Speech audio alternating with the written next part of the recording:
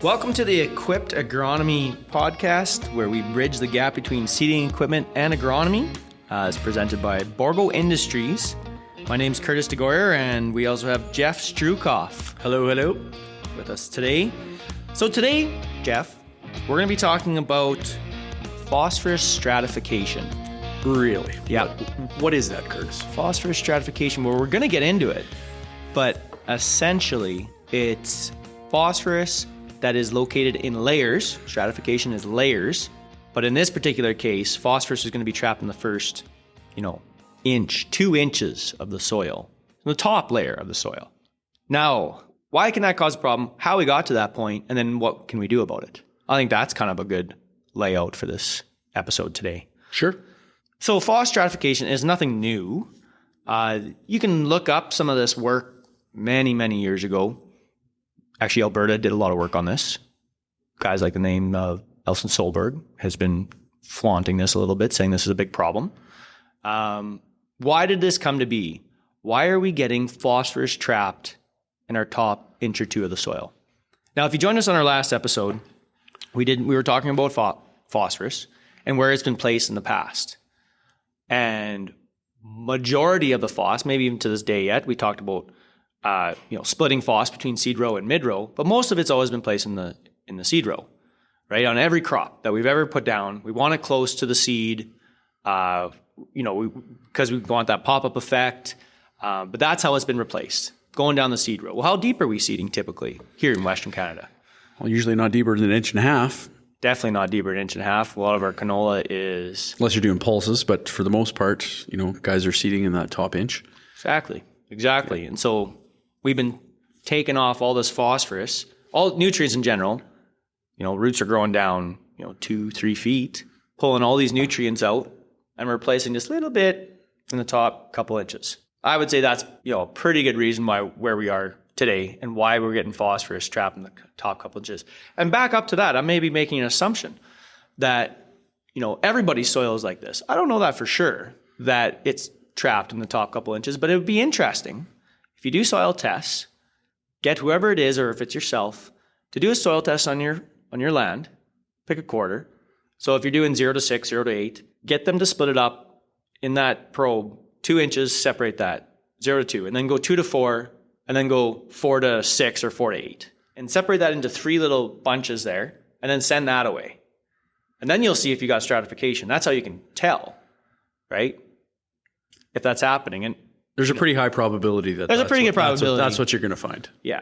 And we did it. We did that. We're going to jump into the trial, but just to talk about the soil test itself, we had a 0 to 8 composite soil test, so the full 0 to 8 inches, 5 parts per million.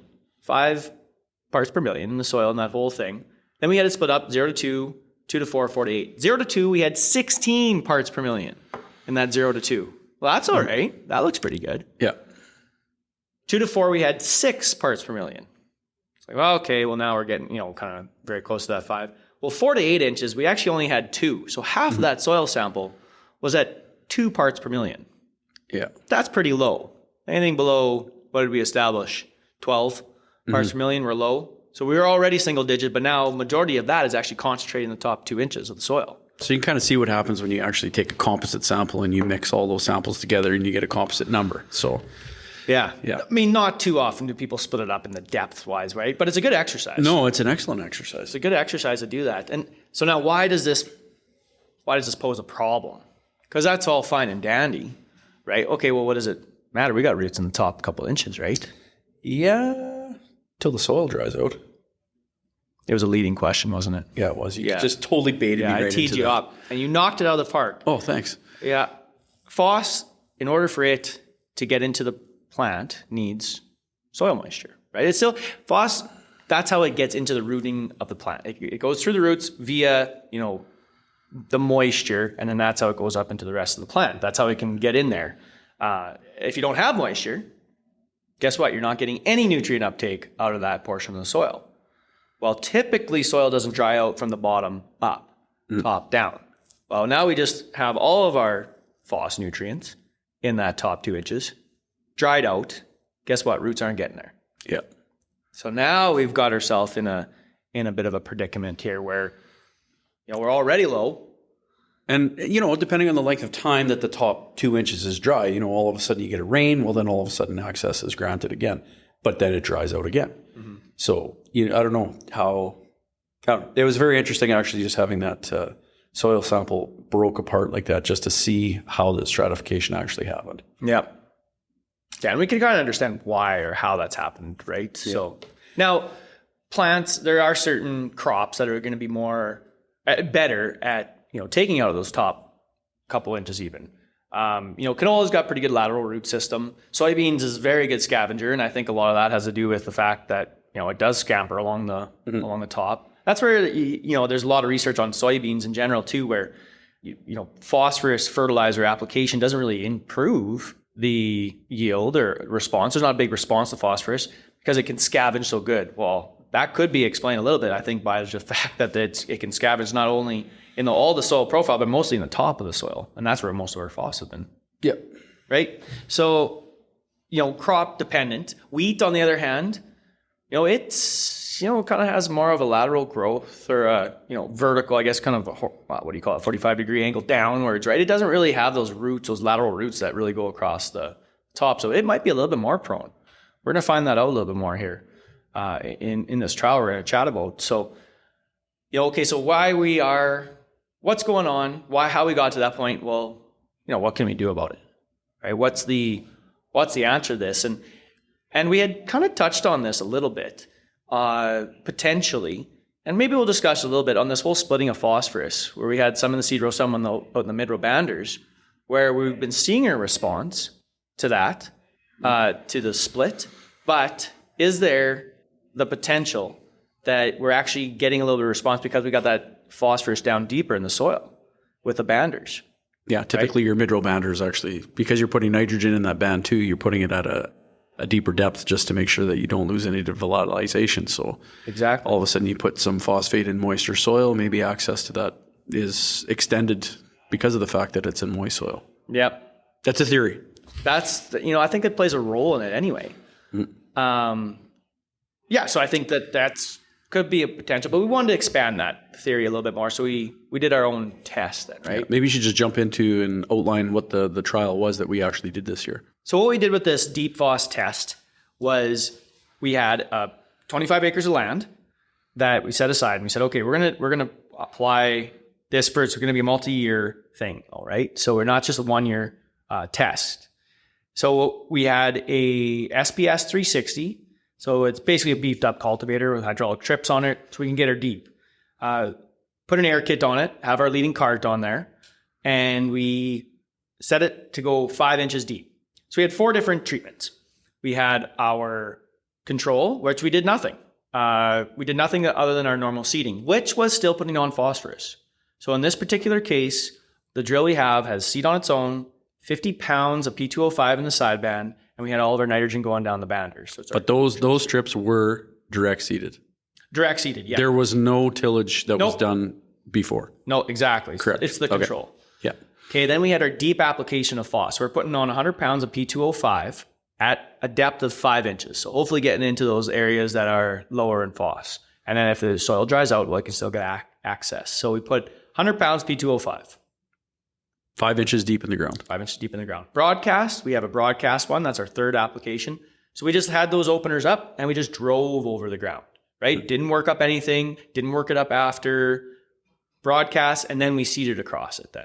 Yep. Okay, so that's our third. And then we had a worked treatment where we only put down, we put down nothing. We just worked the drill. The drill just to get tillage, just to see if that was making a difference as well. Maybe we can mix up some of that top couple inches, work it down, work some of that phos down into a deeper part of the profile there. So those were the 4: a control, a deep application, a broadcast application, and then just a worked application. Replicated 3 times. Replicated 3 times. So those are 40 foot wide. And then we seeded crossways, perpendicular to them, right? Yep. And the reason we did that, so that, they're all the same. And then when it came to harvest, well, then of course we harvested down the way that we had set up these strips in the ground. So cool trial. What do we see visually? We actually did start to see some differences in the flowering. Got some cool drone shots here. And Actually, what was really cool about that is when you put the drone up, you could see the direction of seeding, and yet those strips still showed up Big time. crossways to the way that they were actually seeded. the So way- you knew you were getting some kind of a response. Absolutely. Yep. Looking at it right here, it's very, very evident. And the strips where we had the deep phos application showed up, right? Kept flowering a little bit longer. To back this up a little bit, we should talk about the weather we had this year, Yeah. because that's an important part of this whole story, right? Yeah. You want to remember the weather. I want to forget the weather. Yeah. It wasn't overly wet. It was dry. Yeah. What's our typical rainfall here? 11.4 inches of rain historically is what falls here over the course of the growing season. And we had this year? 3 3/4. 3 3/4. And At the time of seeding, you got, like the only 2 substantial rainfalls that we actually had all year actually came in May. yeah. One right in the middle of seeding and one right after we finished seeding. Yeah. But going through seeding, I would say that you couldn't ask for better seeding conditions. Moisture was absolutely perfect. We actually got to the point after that second 1.25 inches that we got where we were on the verge of being too wet. And then the tap turned off and things got really dry really quick. So Which stratification of phosphorus now all of a sudden becomes a big problem. it's an issue. It's an issue. Came in, swathed, and then combine using Waywagon again to get these results from it. Then we saw a response. We saw a response to that DPHOS. Our control, so let's just say we had done nothing out there, had known no better. We were totally just happy with what we were getting, what we were doing. We got 50 bushels. Pretty good. All things considered, that's not bad Canola. for the way things were. Yeah. Yeah, pretty darn good. You know, for a crop that was living on dew and fog, you know, it turned out not too bad. Pretty good, I would even say. Yeah. The working only ended up with, if you can believe it, almost exact same, 49.8, if you want to get real. Statistically insignificant. Insignificant, yeah. Yeah, very, very, very similar. The interesting one, the deep app treatment, 56.8 bushels, 6.8 bushels more. There's a response. We definitely saw a response to A applying statistically significant response. That one has an A beside it. The other ones have B's. Yes. It was significant. So now I'm going to venture a guess as to why. Root access, a little deeper in the soil, had a little bit more moisture. We know that we're in a phosphorus deficient ground. We know that there's going to be a response to phosphorus. What might have been interesting on this, right, is let's say on our control, we'd done another strip somehow where we applied no phosphorus at all, right? But we've done these trials in the past. We know we get a phosphorus response. You're going to get a phosphorus even response, to, not being that deep in the soil. We know we're getting some phosphorus response. Well, even when you look at the rest of the trials that we did this year, we know that we're getting phosphorus responses. So even if it wasn't included in that trial, we know that you that's could a thing. make a comfortable assumption that you would have had a little bit of a difference or two. The broadcast, that was surprising to me. We did see a response. Yeah. Like I know in previous work experience, I've broadcast phosphate in alfalfa. And actually got responses from broadcasting alfalfa. But, the old rule of thumb where you got to apply 3 times the amount to get the result of putting it in a band. We were always grateful for whatever we got in seed alfalfa production. But, we would achieve something with putting, but it was a gross amount that we actually broadcast. Technically, you're not supposed to because it doesn't actually move in the soil, Well, But does it move? It moves a little bit. Well, 1/10 of an inch or some would argue up to almost an inch a year. Yeah. Well, we could argue about that. Okay. But we're not going to. Probably for the sake of time. We'll call it chalk up to different soil conditions, but it moves slightly, but not leachable. It's not going to leach away or nothing like that. No. Could flow off the top. But the broadcasted, we had a 3.7 bushel response to broadcasting. That same amount of phos, right? So it's 6.8 putting it in the band deep, and we had 3.7 on the top, which, it was interesting. So I think didn't help us under stratification though. Over the course of the winter, I think it's going to be interesting when we crunch numbers and figure out, because it's a good thing it's a long-term test. Yeah. We're going to seed a different crop next year and see what kind of responses we get with that. Because if you were just counting the year that we actually put it down, I would say that we did not get an economic response. to cover. Did you know I worked those numbers? Did you really? I did so. Oh, Yeah. good for you. What a keener. I'm gonna talk to that actually right now. Okay, do that. Our control fertilizer cost was zeros across the board. Okay, so that was our level. The control 0. Deep application. So I said 1152 is $1,050 a metric ton. So it cost us $92 just for the fertilizer. Application cost, I said, was another $25 per acre. So in total, $117 per acre to apply that deep phos. Our revenue increased based on $16 canola, which I think it's just slightly below that right now. It's going to get back. It's going to get there. Yeah. $16, on that 6.8 bushel. We had $109. So in total on our deep application, we actually lost $8. Even if we had almost a 7 bushel increase. On year one. On year one. Right. To your point of this is a multi-year trial where we've got those strips marked out. We're going to seed perpendicular to them again, and then we're going to go and harvest those same strips again for the next at least 2 years. The broadcast, so it's a little cheaper to apply. You don't have to drag something through the ground, right? $10 application on that. Same cost for the fertilizer. It was $102. Revenue increase was $59. So we were down $43. We have invested in that right now. Down $43. Worked only, no fertilizer at all, but it still cost us $20 to work that ground up. Yeah. And technically we lost like 0.2 bushel. So $3 less. So it cost us $23 to put that in.